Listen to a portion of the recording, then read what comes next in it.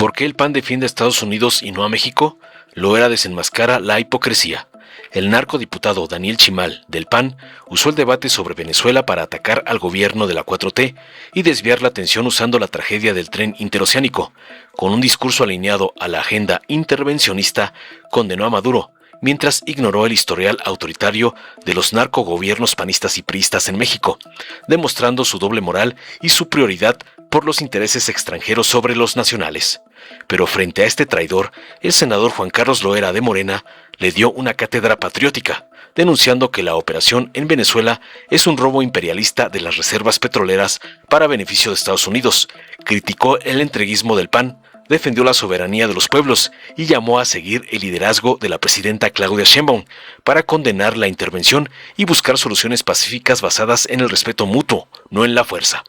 Veamos enseguida cómo un panarco del montón es pulverizado por el senador Loera por usar el ataque a Venezuela contra la 4T, como le mandan sus narcoamos, el junior tóxico Claudio X y el evasor Salinas Pliego.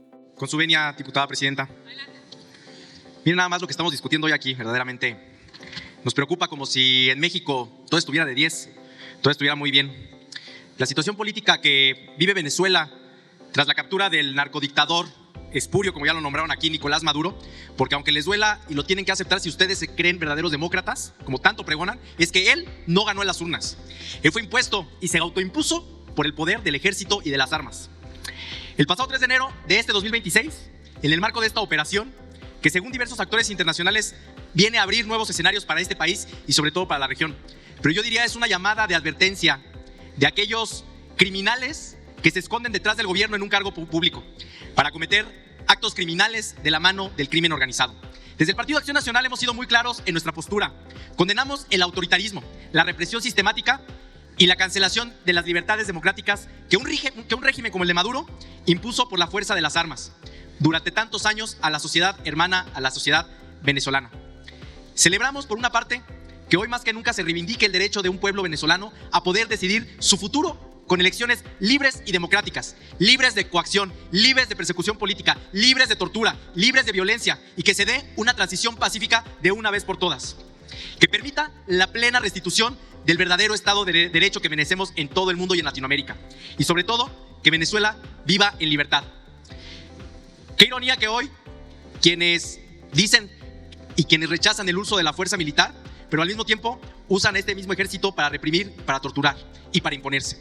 En Acción Nacional hemos señalado reiteradamente que la prolongada crisis política, social y humanitaria que vive Venezuela es caracterizada por el exilio de millones de ciudadanos, la represión de opositores y la negación de derechos fundamentales, y esto no puede ni debe ser ignorado por la comunidad internacional ni por los defensores de la democracia en nuestro continente. No obstante, compañeros, compañeras, el enfoque en asuntos internacionales nunca debe de ser una excusa para desviar la atención, como ustedes lo han hecho, de las tragedias que nos afectan directamente como mexicanos.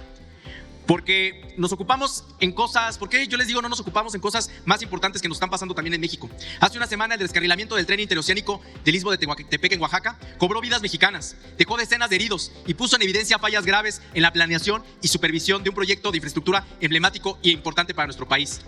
Familias que hasta el día de hoy sufren las consecuencias de ese accidente y existen señalamientos claros de irregularidades que requieren respuestas transparentes y responsabilidades claras de parte de nuestras autoridades. Por ello, ya lo anunciamos, estamos presentando un punto de acuerdo que esperemos salga lo antes posible para crear una comisión especial para que se investigue hasta el último funcionario que tenga las manos manchadas de sangre de parte de las víctimas de esta tragedia. Mientras el mundo mira hacia el sur y debate sobre la situación venezolana, aquí en México hay víctimas que esperan justicia, verdad y reparación urgente del daño. No podemos permitir ahora menos que nunca que la agenda política internacional opaque una tragedia nacional, especialmente cuando hay indicios de posibles manejos inadecuados en contratos y en una obra que en lugar de ser símbolo del progreso y de futuro, se convirtió en un sitio de dolor para varias familias. Desde Acción Nacional creemos que defender la democracia y la libertad en América Latina es esencial, pero no puede ni debe de sustituir nuestro deber de atender con rigor y prioridad los problemas graves que viven todos los mexicanos. La solidaridad con los pueblos que luchan por su libertad no deben de hacernos perder la vista, la justicia, la transparencia y la rendición de cuentas que exigimos el día de hoy para México. Por eso llamamos a este pleno de esta comisión permanente, que sin renegar del compromiso con las causas internacionales, atendamos este tema con firmeza, con una necesidad urgente de resolver y sobre todo de esclarecer qué es lo que verdad está fallando en este tipo de tragedias que afectan a todos los ciudadanos. Con eso termino y esperemos que ahora en la resolución del dictamen de este punto de acuerdo sea favorable y de una vez por todas podamos esclarecer lo que está fallando y lo que nos está trayendo tanto dolor a las familias mexicanas. Es cuanto, Presidenta. Buenas tardes, compañeras y compañeros. Pues un déjà vu, las declaraciones de la derecha, esta narrativa, hablando de dictadores, violaciones a los derechos humanos, ejecuciones extrajudiciales, robo al pueblo. Pareciera que están hablando de Díaz Ordaz, de López Portillo, de Miguel de la Madrid, de Salinas, robo de elecciones, de Calderón y de Peña Nieto. La dictadura perfecta, hablando de dictaduras, dictadura perfecta, lo mencionó acertadamente Mario Vargas Llosa. ¿Qué hubiera sido de nuestro país si los opositores de aquel régimen injusto, corrupto del PRI y del PAN, si los que fueron opositores hubieran tenido un mínimo del entreguismo y del antipatriotismo que ustedes tienen, que están a favor del intervencionismo de las potencias en los países de Latinoamérica? Seguramente no existiríamos como nación. Eso es lo que ustedes buscan. Esa es la verdad que está en sus corazones. Esta intromisión en los asuntos de una nación soberana por parte del gobierno de Estados Unidos representa una ocupación territorial y un control efectivo de espacios estratégicos que definen la soberanía de Venezuela. Esta intromisión tiene un uso de fuerza inaceptable que lesiona la soberanía y la integridad territorial de un Estado independiente. Y el reconocimiento público de que esta acción tiene una motivación económica que se mantendrá mientras el gobierno de Venezuela no satisfaga las expectativas del gobierno de Estados Unidos. Sostenemos que tales hechos no nos pueden ser ajenos porque trastocan los principios internacionales que regulan las relaciones pacíficas y civilizadas entre estados soberanos. Pero tampoco podemos descartar que frente a esta expresión injustificada de fuerza, en México y Latinoamérica corren el riesgo de recaer en los males que nos trajeron los regímenes autoritarios que se extendieron después del golpe de Estado en Chile en 1973. Dado que, a pesar de las declaraciones de los autores de esta escalada, prevalece el debate sobre sus motivos. Pero me gustaría comentar que el objetivo último no es la purificación de la democracia, ni el castigo a los cárteles del narcotráfico, o siquiera aún a un gobierno cuestionable. Lejos de ello, el móvil ya declarado es aprovechar las riquezas de la patria de Bolívar para fortalecer la posición de las empresas de Estados Unidos en el mercado global.